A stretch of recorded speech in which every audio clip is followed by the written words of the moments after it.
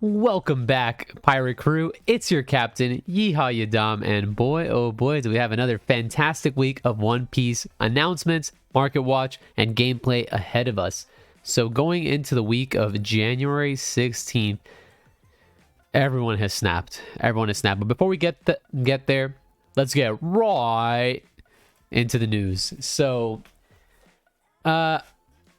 they hooked us up, man. They really certainly hooked us up. Bandai is doing everything right. I really have to just congratulate them because we have such a clear and fantastic image provided by the One Piece Bandai website that shows us exactly what to expect for the upcoming year's formats.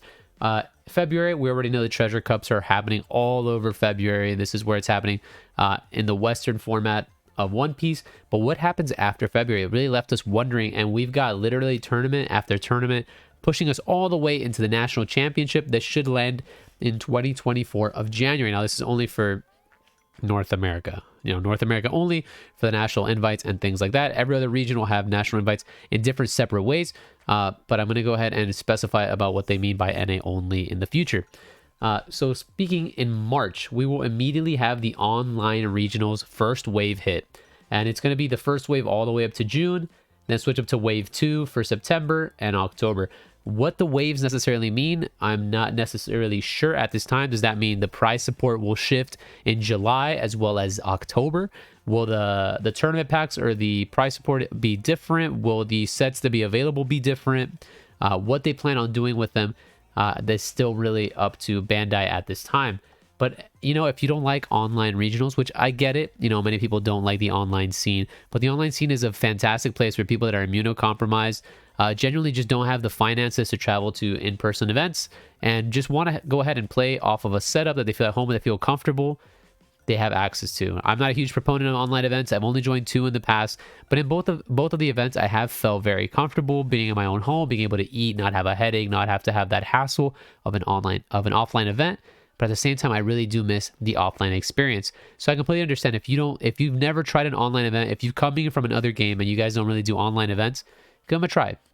They're pretty cool. The price support is always most certainly worthwhile, especially in Bandai games. And as always, it's just a different experience. Check it out. Maybe you'll enjoy it.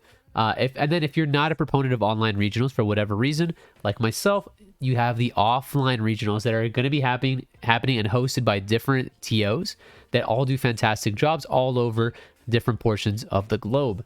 That'll be happening anywhere between April and May, and we'll go all the way until August and September when they'll have the next set, and then in November, December, the final set. And all of these events, you will be having the ability, I believe, to gain your national invites. And then you'll have store championships in July as well as October. So basically, you'll have multiple chances to find your way to the national championship of 2023's national championship that will be hosted in 2024. So I really do appreciate this roadmap that was brought to us by Bandai. Thanks so much again. This really helps us visualize what we can prep for in the upcoming season of One Piece. And then speaking of prize support, we already have a layout of what the event schedule is going to be as well as the prize support. Let's get right through that. So for March all the way through April, which if we check our nice little nifty graphic here, we have the March online regionals as well as the offline regionals in April being already posted. So we have here for the online regionals, we have one being hosted by Carta Magica on the 18th, PPG on the 19th, Top Cut on the 20th, and then Top Cut once again on the 25th. Okay, Top Cut, I see you. If you're a part of the Oceania server, TAC is going to be taking care of it on the 19th. And Europe, we have Raid and Trade, and Raid and Trade. Okay, Europe, I mean, variety is the spice of life, but Raid and Trade do be gaming in Europe, it seems. And then in Latin America, we have Koki Hobby in March 18th. So make sure to check out how to do this. The event sign-up period should be in February, early February, I think is where it says the application, early February of 2023, to be announced. And as soon as I have more information, as Bandai gives us this information, I will pass it on to you guys. And then on to our participation prizes. So just for participating in the event, you get Dawn sleeves, you get regional storage, a Golden Dawn. What is a Golden Dawn? Online regional participation pack, Dawn card pack, and event pack. So if we scroll down all the way over here, we get a 10 pack of these Dawn sleeves. If you guys don't have them, they look fantastic. I ain't gonna lie. I have them from my one limited battles that I was able to go into, and it was really, really cool. They're also going to be unveiling these Zoro sleeves, but obviously this is not participation. There's going to be some sort of prizing. We have our regional storage box, which it's a cardboard box that holds things similar to... Oh, I do have one right here. Perfect. Similar to the Luffy one that we got for the online limited battles. It is a cardboard box that you build yourself. It's pretty solid. I can't really complain, but definitely a different, you know, one to collect in this form of style, the compass style. And then we finally have our Golden Dawn, baby. Our Golden Dawn is here. Wee. And it looks cool. So just by joining these events, you get access to one Dawn. And then if you do well in the event, and we'll get to that later, you get a second copy. So eventually, if you do 5 events, you do well in them, you can go ahead and do that. But just because this is participation, I do expect this to go for quite a nifty penny. Then you also get access to the Dawn card pack. You get one of these Dawns per pack. You have the Straw Hats, and then, you know, so on and so forth. You know, you have Luffy, you have Choppa, you have Sanji, Brook, different Straw Hats and different characters in general. So one Dawn for each, and you get one pack. And you know, after again 10 or so, you gotta to have your set. See a lot of people play with these in the East, and they look amazing on camera. So I can only imagine how they look in person. This Frankie one, ooh. And we also get one event pack. My good, like, look at all this participation. It's just absolutely insane. You also get one of these alternate arted cards. We have Jinbei, we have Sengoku, Uda, Bartolomeo, and Portuguese the Ace. Not sure if all of these are playable cards, but in terms of just look at these fantastic cards for us to collect. The artwork is amazing as always. And then we also have the online regional participation pack, which is we have alternate arts of fan favorite cards. Look at this Law from the film. So we don't have access to this, but this card looks insane. Not only that, but look at this Marshall D. Teach. I mean, insane. I just can't, you know, Bandai does a great job at, you know, creating these alternate arts, and just look at these cards, guys. Honestly, fantastic. And it's not just bad cards. Like, they didn't just pick cards that were unplayable. This is the Rush Sanji from the starter deck that everyone enjoys, the Marshall D. Teach from the starter deck. We also have Jack from the starter deck. We have a bunch of really, really good cards, and the art on all of them is amazing. So you get one of these cards, one of these Dawn, you get a Golden Dawn, you get this, and you get these sleeves all for participating. I'm not sure if I missed anything. No, that's the participation. Like, and I'm assuming these events usually go for, in terms of Digimon, they go for like 30-ish bucks. I can't even start to calculate how much the participation is going to go for if you were to just ship it all. You might be looking at going in for 30 and then walking away with like $100. It's just that crazy. Now, if you make it into the top 128, you get another event pack. So a bunch of those cool alternate art cards, as well as the Zoro sleeve. So again, just to reiterate, the event pack right here, you get another pack of this, which again, these cards are going to go, assuming, for a lot of money because they're very limited. And then you have the Zoro sleeves. You get 10 pack of the Zoro sleeves just for 128. I mean, 128 is not, you know, something to be scoffed at, but definitely it's not too difficult to get to the top of 128. If you can make your way into the top 64, you get another Golden Dawn. So now you got 2 Golden Dawn for top 64, as well as all these other fantastic prizes. If you get to top 32, not only do you get the online regional finalist card set, so basically this event pack that you got here with one of each of those cool new alternate arted cards, you now have the finalist version. So instead of saying participation, I know they did this for Digimon, these cards will say, here, right here where it says participation, will say 2023 online finalist. And those usually go for double of what the participation go for. So pricey. And then you get the set. You don't just get one of the pack. You get the entire set of, I think, 6 cards with the finalist stamp. You also get the finalist playmat, which I'll show you in a second. And you get another Golden Dawn. Man, we're just getting the Dawn. And then just to show you guys what the playmat looks like, honestly, I just want to get top 32 on these events. Look at this mat, my dudes. Pirate Crew, we all need to get this mat. This mat is insane to me. It looks fantastic. I can't wait to try to get my hands on a top 32 slot so I can fight for that mat. If you get top 16 and you're in the North American region, you will have an invite to Nationals. Dope. And then if you get second place, you get 10 of the Golden Dawn immediately. You also get a Serial Luffy, and as well as everything else. And if you get first, you get a booster box, the Serial Luffy, 10 Dawn, the championship playmat, and a championship card set. So again, these cards, again, instead of saying participant or finalist, they will say champion. And those will be I can't even fathom what those money will go to. And then you also get the championship playmat. Honestly, not as good as the other one, but you get both. I think here we have the winner. Yeah, these are going to go for a ton of money. And you get the whole set. So you get 6 winner cards. You get the Serial Luffy, which we all know. We get a booster box of the most recent set. And it's just the prize support just don't stop coming, man. This event is going to be very lucrative. I expect it to sell out as fast as you can imagine. So definitely keep an eye out. I'll make sure you guys know when they're doing the signups. So with that being said, let's get to the market watch portion of this, which what the hell happened this week, guys? The case is now going for 2.6. 2.6.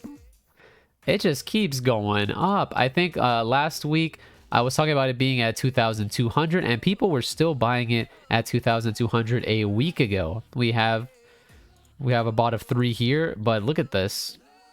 I think we have 10 total sales at 2,300, which shipped it all the way up to 2,600. Although this says 1,000 here, this is Paramount War 2 Japanese. This is like I don't know whoever put this, put in the wrong slot, but it's about 2.6. Pretty clean with $5 shipping. The shipping is kind of weird, but whatever. $2,600 for a case of One Piece is an insane amount of money. And with that, we have a $260 box of unopened One Piece. Again, these are just 6-pack bundles, 6-pack bundles. This is, ignore this. Once we get to the first box, we have easy $250 box with a ton of shipping added on to you. And the reason behind the price of this is not only because of scarcity, lack of product, scalping. There's a bunch of things going on that's causing all of this to just keep rising to the top. I think people are figuring out this is a really cool game. Besides collectors, the people that were wanting to collect this, I'm assuming already got their cards because this has been out for a little bit. And if you're a really into it collector, you would have gone in as soon as you got the chance. But we're starting to see value in almost every single altar. And this is going to be a long market watch because I have $240 Nami. It just keeps going up. I feel like I bought these cards at a really high price total. I was able to acquire 2 of them within the 100 range, right? Then it went from 100 to 200 overnight. And I was like, yikes. Buying it for 200 feels terrible. I was able to haggle, get up for like 140s, and that still felt really high to me for a singular card. But looking at the fact that Namis now are sitting at $250-ish if you round, I guess the cards just keep going up, man. It's crazy, crazy, crazy. She's a very good card. Continues to see play, all of that good reasoning, but $250 is crazy to me. I do believe that with the reprints down in the future, if we get them of the original set, that hopefully these cards will come down and become more accessible to the public. But this is absolutely bananas to me. And right next to her, Zoro has finally decided to be like, yeah, I've been saying the Zoro leader, if Nami is $200 something, I was like, Zoro could just go high for no reason, right? Because he is considered the best deck of the next format. He's a very strong leader right now. It is a leader, so you get 4 leaders in a case. The probability of pulling it is really low. The fact that it's $230 is astronomical to me. Like, I get that it can go up, but like, man, the fact that we got there is crazy. Actually crazy, crazy, crazy. Ooh, poor this guy got a heavy played. I mean, hey, if you guys want a heavy played, you got right here for 120, which is still crazy to me. But $230 for Zoro is snapped. It snapped. Regular Rush Zoro snapped. Now, this card is so good, but my goodness, ladies and gentlemen, we're finally hitting cards. Almost all the alt arts are in the moons, and Zoro, you have a Straw Hat Crew card. It's alternate art. Yeah, we can quadruple the value of what it goes for. This is insane to me. I'm so happy I picked up 4 of these when I did, as well as the Zoro leader, because these cards have like quadrupled in value. It's insane. Since the first market watch, if you were with me on the first market watch, guys, and you've been gaining value since the first market watch, leave a comment down below for the market watch gang, for the gains gang. Then we have Trafalgar Law. Oh my goodness. This card is now trying to reach up to Zoro. As Law is starting to reach more success, and we're trying to figure out how exactly strong this leader is, it's starting to see much more success in the wider metagame. And because of its success, coupled with the amazing art, fan favorite card, dual color ability, it is now matching Zoro. It is a very strong deck, and in my opinion, one of the best decks out there. Definitely don't understand how we went from literally like in the hundreds to like we just shot up, bought out right here on the 14th, guys, and we have just sat pretty on the 14th. It's just amazing to me. Not only did we see a law buyout, Flamingo seeing success in multiple tournaments, blue doing well. So guess what happens when blue's doing well? The leader goes up as well. And again, leaders as alternate leaders, there's 4 in a case, becoming very difficult to pull, and therefore because of that, the leaders are just valuable cards. 125 on the Flamingos. Yamato from 80 to 120 overnight. Flamingo from like 60 to 120 overnight, doubled in price. I believe I was watching it in the 60s. If we load more sales when we were watching it, oh no, I guess I'm just snapped. Maybe it was like 80s for a long time and then all of a sudden just shot up to 120, which is still quite a big jump for it. And then Yamato was sitting at $80 for the longest time. That one I'm confirmed it was at $80 for the longest time. And then all of a sudden, for a little bit, it was sitting at this 80 price point and just shot up to 120. I think people are trying to figure out just how necessarily powerful the Wano engine is in the green archetypes, and Yamato is a linchpin of that archetype. Very, very strong card. Speaking with the law leader, we have the law character just creeping up. One of the strongest cards that green has available, that law has available. And therefore, all these cards that people are trying to figure out green and the green archetypes in law are now all pseudo jumping up at the same time. And it's really exciting to see all of that happen. Insane. This law deck is real. Like, the law's success has inadvertently pushed the market even further to what I believe that it could have done. It's even further beyond. Not only that, but like Luffy, right? So if Law and Luffy are very similar decks, it's a green-red archetype, does necessarily the same thing. The end board states of both decks are very similar, but the deck's heroes' abilities do different things, right? Whereas Law says basically draw a card, Luffy says take cards from your opponent, right? That's necessarily what they do. He's just a little bit heftier. It is a Luffy card. The art actually looks kind of amazing, ain't gonna lie. And it's just, I'm excited to see this card at $100 and seeing the recognition that it deserves. An amazing, amazing leader, a little bit underrepresented, and maybe I undervalued it in my tier list, but seeing this card shoot up to $100, I know I was looking at it, looking at picking it up last week for $60, but at $60, I still thought it was too expensive. And now seeing it at 100, I'm kind of kicking myself in the butt for not grabbing it. And finally, we've achieved success, ladies and gentlemen. We have pushed Eustace Captain Kidd to the zones that he should be in. He should not be in $30 range. How many weeks was I saying this is a $30 card? He's not $30. He's like 90. And finally, we're starting to see it. We're starting to see the value of this A-drop kit and just how absolutely unbelievably unbalanced it is, coupled with the fact that it is a very good card, limited supply. And now if you really want it, they're going to make you pay for it. If you didn't get it while I was trying to tell you guys to get it during the market watch, the people that are trying to sell it now are trying to cash in on that value. It at $80 makes sense, but if I see cards going at $100, this card unironically can still see some growth. If this Law can be $100, this Yamato can be 120, this Eustace Captain Kidd can get a little bit higher, a little bit more inflated. It's just that good of a card in my opinion. We're finally blue purple crocodile.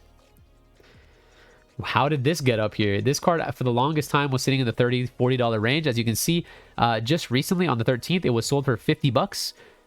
Look at all these $40-$50, and now it just got bought out. I guess there wasn't many sold listings, right? So this is like a fake value. It looked like there were only a couple quantities of this card, and as soon as they got bought out, immediately jumped to the next threshold, the next support and resistance of the card, which was $85. And now since it's $85, I think everyone's adjusting their prices to go higher and higher. Sure, it's a really cool deck. It has a lot of cool mechanics. It incorporates the blue purple archetype. Do I think this is an $85 card? Not necessarily. But there you go. Crocodile, blue purple crocodile. I didn't join it on the list, but that's kind of sitting at $70. How did blue purple Kaido outbeat purple crocodile? That's a little bizarre to me, but for whatever reason, this is at $85. So big winner last week. Sanji. If y'all been watching the market watch, this card, we've picked them up at $20 a piece, ladies and gentlemen. $20 a piece about a month ago. We were picking these guys up all the way in December. If you just keep going down, you just see it.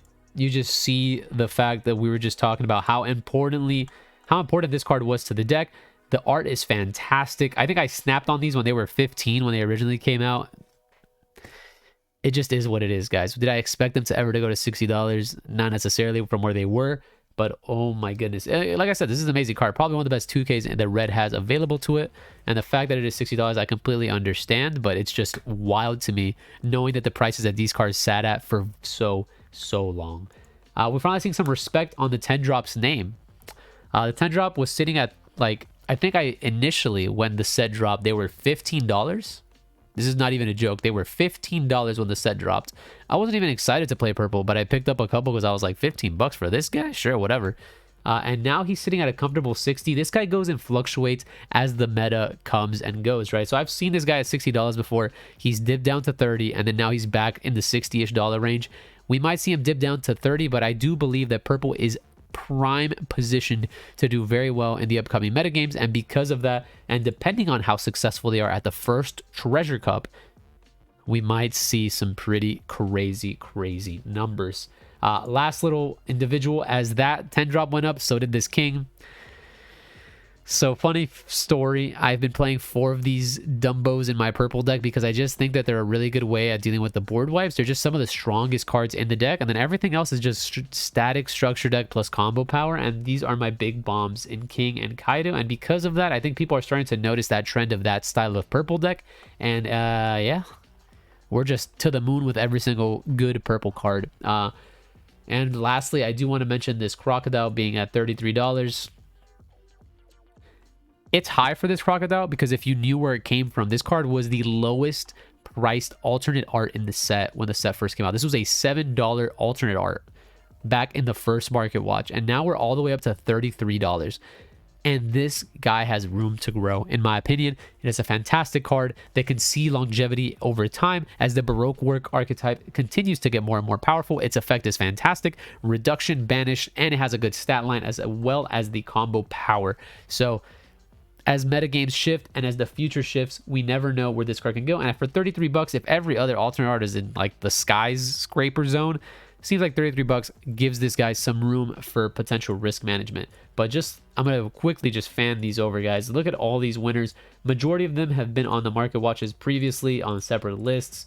But it's just absolutely crazy to me to see where this game is going and just seeing how explosive we have been with the One Piece. And I'm just excited to see where Bandai takes us all the way into January of next year.